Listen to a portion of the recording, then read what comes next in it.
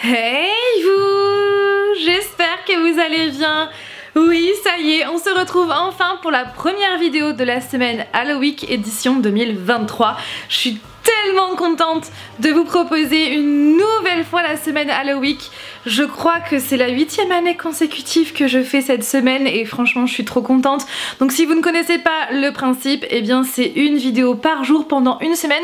Donc à partir d'aujourd'hui le 25 octobre et ce jusqu'au 31 octobre. Bien évidemment toutes les vidéos sont sur le thème d'Halloween. Parfois elles vont peut-être vous faire plus frissonner que d'autres. Mais en tout cas j'espère que vous allez kiffer et j'espère que vous allez kiffer encore plus le final qui j'espère sera à la hauteur de vos espérances. N'est-ce pas la main ?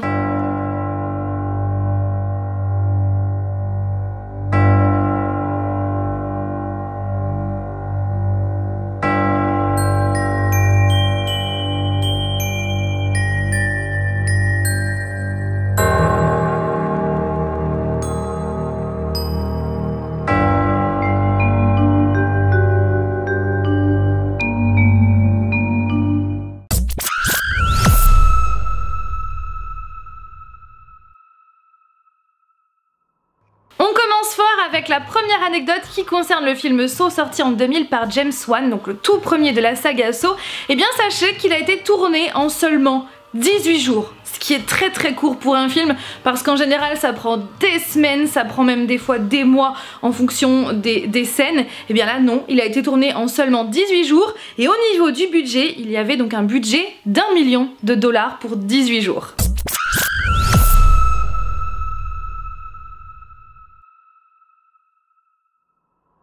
J'ai deux anecdotes par rapport à ce film, alors sachez qu'il y en a plein d'autres mais à chaque fois j'ai pris vraiment les plus pertinentes. Bien évidemment la saga Scream est portée par Ghostface, je pense que vous le connaissez forcément.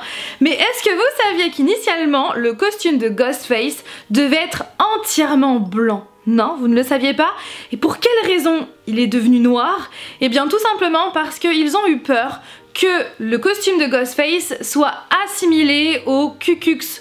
Voilà, je ne vous dis pas la suite. Donc pour éviter cet amalgame, eh bien Ghostface est devenu noir. Alors là, cette anecdote, elle est plutôt drôle, même si sur le moment, je pense que les policiers, ils n'ont pas spécialement beaucoup aimé, hein. Puisqu'en fait, lors du tournage du premier Scream, donc en 96, Drew Barrymore, qui jouait donc l'un des personnages, a réellement appelé le 911, donc le 911, c'est le numéro d'appel d'urgence aux États-Unis. Donc elle a réellement appelé le 911 à plusieurs reprises. Donc à chaque fois, elle composait le numéro, elle criait au téléphone avant de raccrocher. C'est cette fameuse scène. Et bien sachez que Drew Barrymore a réellement appelé la police à plusieurs reprises et donc à un moment donné, pendant une prise, la police qui s'inquiétait a rappelé le numéro pour leur demander ce qui se passait réellement et c'est là que l'équipe du film a expliqué que c'était donc pour le tournage de Scream et que l'accessoiriste avait oublié de débrancher le téléphone.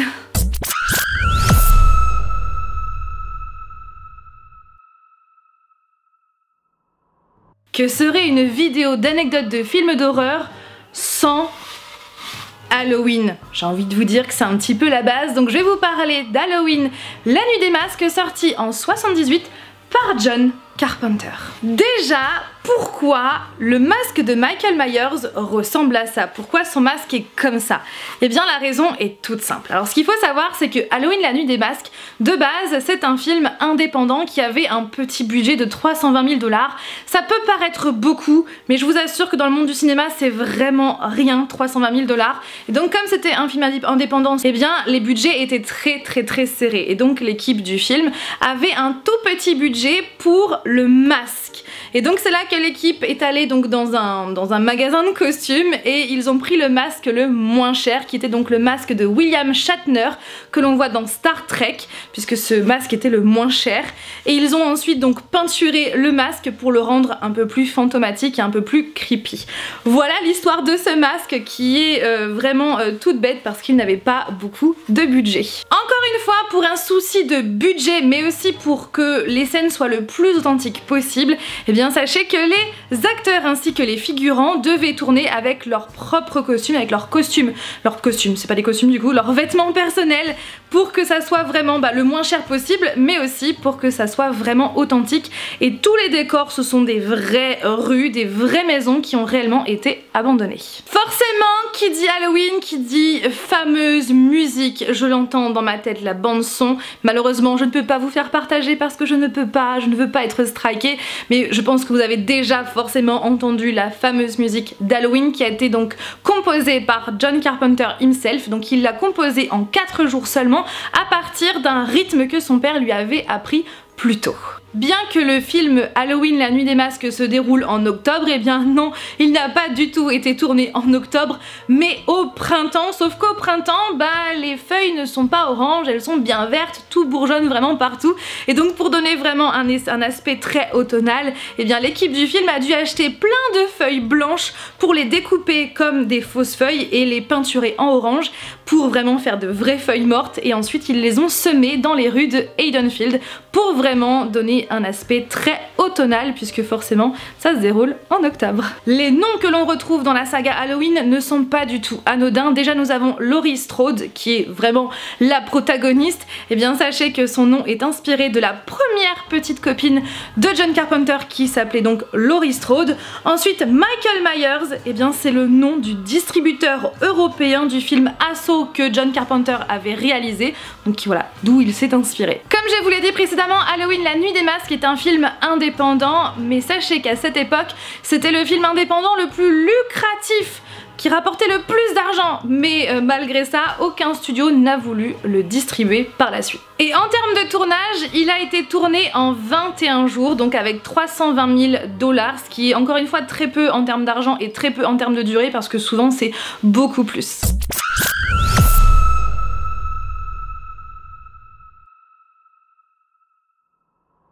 Alors là j'ai beaucoup d'informations à vous donner, donc en vrai de vrai je n'ai pas que 25 anecdotes mais j'ai voulu arrondir on va dire. Donc déjà on va parler de la fameuse scène durant laquelle Halloran explique à Danny ce qu'est le Shining.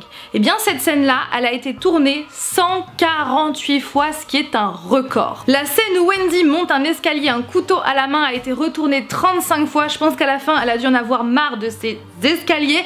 Après ce qu'il faut savoir c'est que Shirley Duvall a fait une dépression suite à ça puisqu'elle a très mal vécu le tournage de ce film. Ensuite la scène, vous savez, où il y a du sang qui se déverse des ascenseurs, c'est une scène culte du film Shining, et bien cette scène a été retournée 3 fois et a pris presque 1 an à être réalisée pour avoir un résultat au top.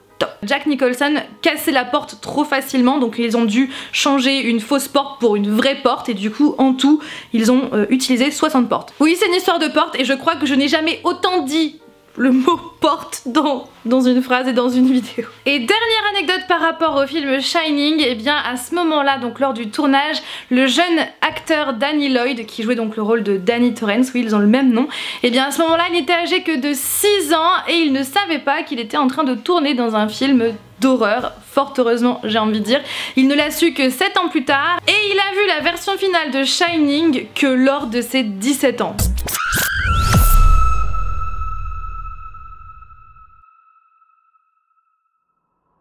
Dans ce film, il y a la fameuse scène du bal où Sissy Spacek, qui joue Carrie, est entièrement recouverte de sang, aussi bien sur ses bras, sur sa peau que sur ses vêtements. Ses vêtements sont totalement ensanglantés. Et comme cette scène a été tournée sur plusieurs jours, et bien Sissy Spacek avait refusé catégoriquement de se laver et de changer de vêtements pour ne pas altérer le tournage, puisqu'il a duré plusieurs jours, cette scène a duré plusieurs jours. Donc pour que tout soit correctement, que le sang reste bien placé au même endroit, elle a refusé de se laver et elle a même dormi avec ses vêtements ensanglantés pendant 3 jours. Et deuxième et dernière anecdote par rapport à ce film, et bien dans ce film on voit un lycée qui se prénomme Bates High. Et bien sachez que ce nom Bates, et bien c'est pour rendre hommage à Norman Bates que l'on voit dans Psychose. Et là du coup c'est une parfaite transition pour vous parler de Psychose, sorti en 1960 et réalisé par le très grand Alfred Hitchcock.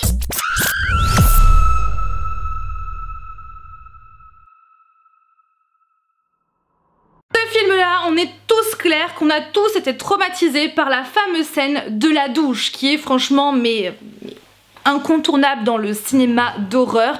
Et bien sachez que pour faire cette scène, il a fallu 77 angles différents, 50 coupes et 7 jours de tournage pour filmer cette fameuse scène de la douche. Oui, rien que ça.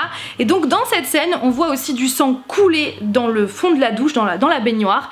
Et bien ce sang, ce n'est pas du faux sang, puisque ce film est en noir et blanc. Et à l'époque, comme on ne voyait pas les couleurs, et bien on jouait avec les matières, etc. Puisque on ne voyait pas les couleurs à l'écran. Et bien pour jouer ce faux sang, c'était du chocolat dilué de la marque Hershey, qui existe d'ailleurs toujours. Et donc sachez qu'à partir de là, eh bien ce chocolat Hershey est devenu le faux sang de choix pour l'industrie cinématographique de l'époque, donc en noir et blanc, puisqu'après bien sûr quand la couleur est arrivée, c'est plus possible d'utiliser du chocolat en tant que faux sang, non.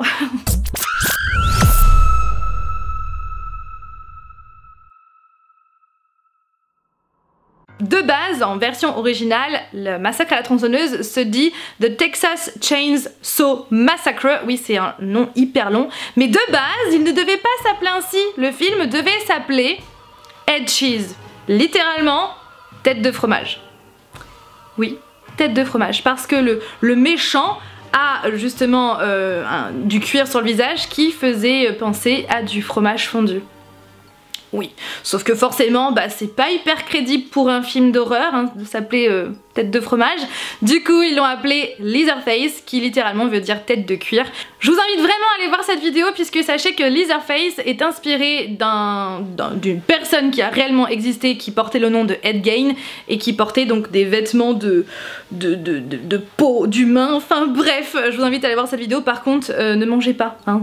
Et dernière anecdote par rapport à Massacre à la tronçonneuse, il y avait sur le plateau du tournage du film 200 kilos de cadavres d'animaux morts. Oui, 200 kilos.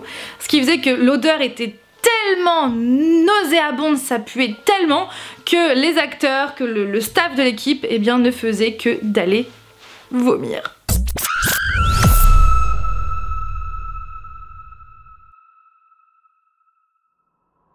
Alors comme je suis là à vous parler de quantité, et là je vous ai parlé de 200 kilos de... bref, hein, et bien là je vais vous parler de faux sang. Et bien pour le film Piranha 3D sorti en 2010 par Alexandre Aja, et bien il a fallu plus de 280 000 litres de faux sang pour ce film. Voilà, dans l'entièreté de ce film, il a fallu 280 000 litres de faux sang.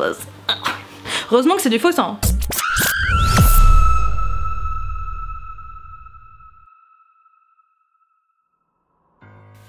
Encore une fois, une vidéo de film d'horreur sans vous parler de Destination Finale. Et donc là, je vais vous parler du tout premier, sorti en 2000 par James Wong. Alors Destination Finale, c'est un peu ma Madeleine de Proust. C'est comme Halloween, hein, voilà, c'est un peu mes Madeleines de Proust en ce qui concerne les films d'horreur. Destination Finale, ce sont mes films de mon adolescence. Et quand j'ai appris la première anecdote, je me suis dit... je n'aurais pas aimé être à leur place, non, sachant que je n'aime pas du tout ça. En fait, dans le film, à un moment donné, Wendy a une prémonition sur une montagne russe. Si vous me suivez, vous savez que je n'aime pas ça, je n'aime pas les montagnes russes. Pour cette scène, pour que tous les plans soient exploitables, il a fallu que les acteurs, les actrices fassent 26 fois d'affilée cette montagne russe. Je pense qu'à la fin, il ne devait pas être très bien. Et deuxième anecdote, les noms des personnages de Destination Finale sont des noms de réalisateurs de films d'horreur. Oui, petit clin d'œil.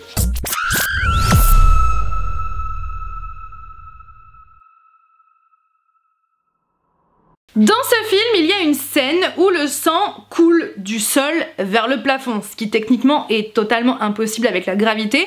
Et bien là, pour le coup, ils ont eu vraiment une super bonne idée. Ils ont tourné la scène à l'envers, donc le sang s'est coulé en réalité du plafond jusqu'au sol, sauf qu'ils ont tourné à l'envers. Et pour que Wes Craven suive la scène correctement, eh bien il a dû être attaché au mur dans des sièges de course avec donc son équipe pour bien suivre la scène. Franchement, c'était une très bonne idée.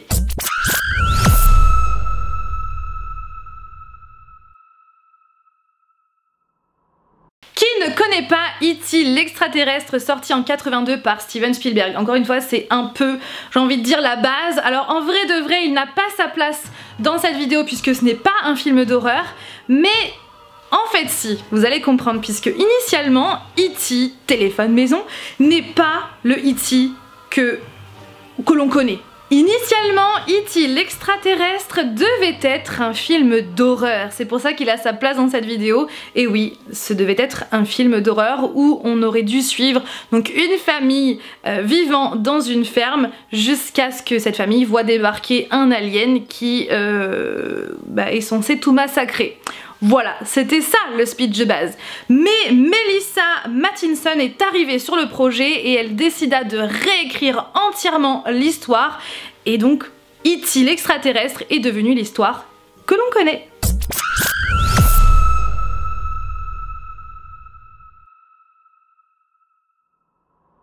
Le speech de base, je pense que vous le connaissez, c'est l'histoire d'un tueur en série qui va rentrer dans l'esprit de la poupée de Chucky, et donc ce tueur en série s'appelle Charles Lee Ray, et chacun de ses prénoms et noms font référence à des personnes qui ont réellement existé et qui ont commis le pire. Donc Charles, c'est pour Charles Manson, qui était donc un serial killer qui a sévi dans les années 70 aux États-Unis. Son deuxième prénom, Lee, faisait référence à Lee Harvey Oswald, qui était donc le suspect numéro 1 pour le meurtre de JFK. Et son nom de famille, Ray, fait référence à James Earl Ray, qui était l'assassin de Martin Luther King.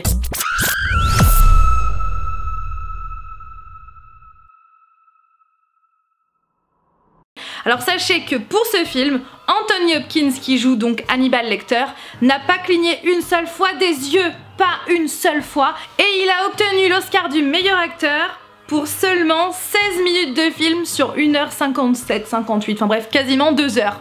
Ouais, pour 16 minutes il a obtenu l'Oscar du meilleur acteur, mais en même temps c'est entièrement mérité parce qu'il joue mais tellement bien. Le cadrage qui est utilisé durant ce film, notamment quand il y a les scènes avec Anthony Hopkins qui s'adresse à la protagoniste, eh bien on voit que Anthony Hopkins pour faire comme si il s'adressait à nous, spectateurs.